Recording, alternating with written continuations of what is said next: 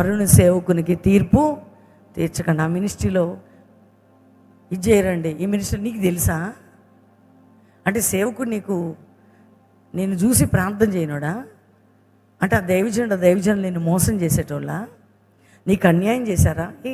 ఎక్కడ ఏదో మినిస్ట్రీలు ఎవరో చేస్తే మాట్లాడిస్తూ ఉంటారు. అది దైవజనుల మీద వేసి రుద్ది వాళ్ళ కక్షంతా తీర్చుకుంటారు. తప్పది, చాలా తప్పు. నువ్వు చేస్తున్న వాక్యము ప్రార్థన నీ ఆత్మీయ జీవితాన్ని ఎదగాలి కానీ దిగజారొద్దు.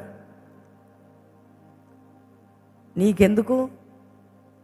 దానియేలు దైవజనుల మాట వినలేదని ఒప్పుకుంటున్నాడు. అక్కడ ఒప్పుకున్నాడా? నువ్వైతే మంచివాడివి, పరిశుద్ధుడివి అని మేమైతే నీ దాసులకు ప్రవక్తలు. నేను అంటున్నా, నా స్టాఫ్తో అందరితో అంటున్నా, ఇటు చెప్తే అటు పోయేటోడు వినేటోడేనా? మా మాట వింటున్నారా? వినోళ్ళు చాలామంది ఉన్నారు, కానీ మేము మంచోళ్ళం అంటారు వాళ్ళు. అంటే వాళ్ళకి ఏం లేదంటే చిన్న పిల్లలు సిల్లీగా ఉన్నారు, వాళ్ళకిలో వాక్యం లేదు, ఆత్మీయత లేదు, కాబట్టి వాళ్ళ స్టేజ్ అదే మాట్లాడతారు వాళ్ళు.